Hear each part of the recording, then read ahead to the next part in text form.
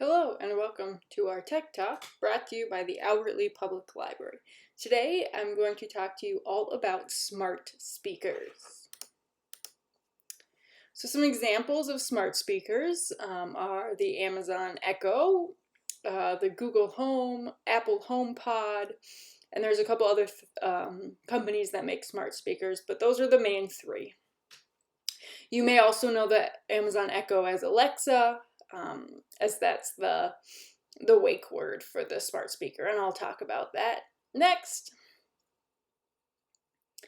And so who are smart speakers for? You may be thinking, why do I need one? Why should I watch this presentation? So smart speakers give you an option to have a hands-free device that can act similar to a computer. Some people refer to them as digital personal assistants, depending on what you want to use it for. But they are extremely easy to operate because they just have a few buttons, which is usually on, off, and the volume. Because they understand your voice. So you set it up, you say a few phrases when you're getting your speaker set up, it recognizes your voice, and then you talk to it and it responds. No buttons, no messing around. So for some people who might be a little not as used to the newer technology with the buttons and the touch screen, if you're looking for a simple way to kind of get introduced to some of the new technology, smart speakers can be a really great option. Smart speakers are hands-free devices that run on your voice recognition. So they understand what you're saying and they act upon it. So essentially you have a smart speaker in your house.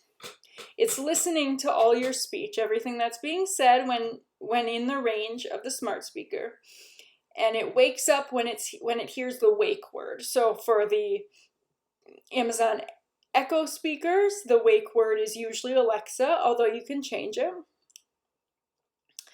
So when it hears the wake word, the speaker in the smart speaker then starts recording what you say.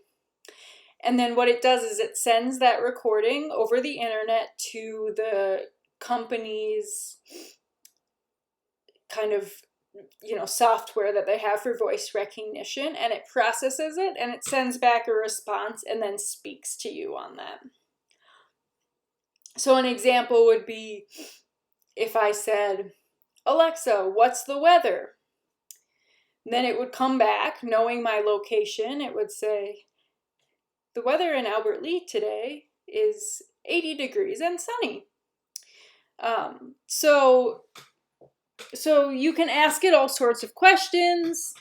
It'll try to find the best answer online. It's not always accurate, but it does its best to find an answer. It's best.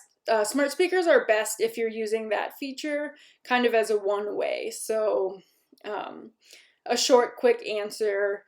How many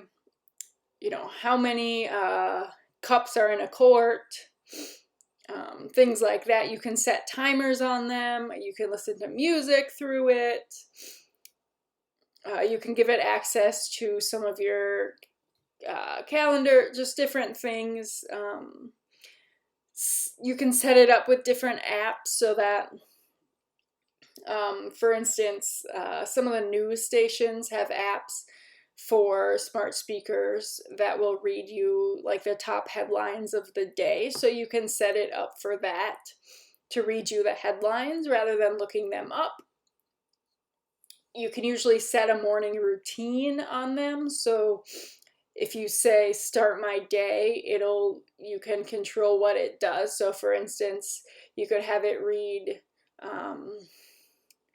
the traffic, the weather, and then maybe a news station or two, and it'll give you an update. So those are just some common uses that people use them for, but I'll get to it in a little bit. So the most common uses are for streaming music, listening to news, setting timers and reminders. It's really handy if you're in the kitchen and cooking and busy, and you can say, Alexa, start a timer for 20 minutes, and it sets a timer. You can say, Alexa, remind me in an hour to take the clothes out of the dryer, and in an hour it'll come on and give you that reminder. So those are really handy. You can also hook them up to external devices like smart plugs. So if you have a smart plug, which is a Wi-Fi enabled plug that you plug into an outlet, and then you can plug your device in there, you can set it so that you can turn on and off the lights with your voice. You can use, set it on other things. Anything that you can plug in, you can set it so it turns on and off. You can set schedules with smart plugs if you want your light to turn off or on at a certain time.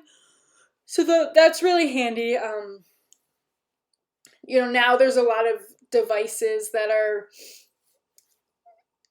that come with the technology to be hooked up to a smart speaker from the outset.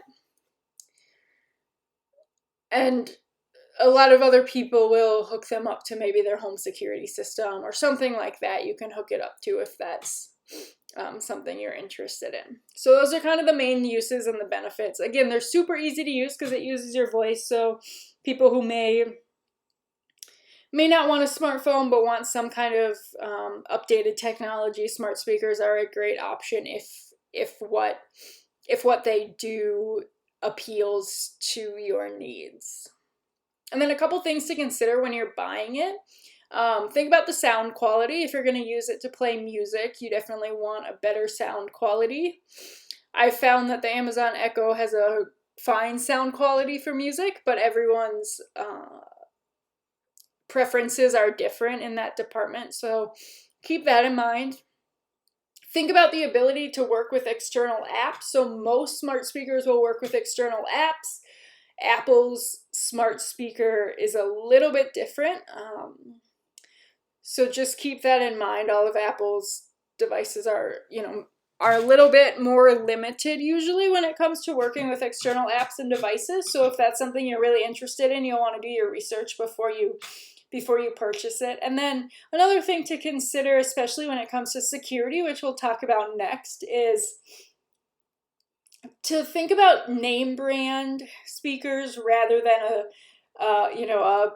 a smaller company you may not have heard of. So for instance, Amazon, Google, Apple, Microsoft, all of those are fairly big companies, so they have the funds to put into security settings to keep you a little bit more secure than maybe a third-party app has or a third-party company has.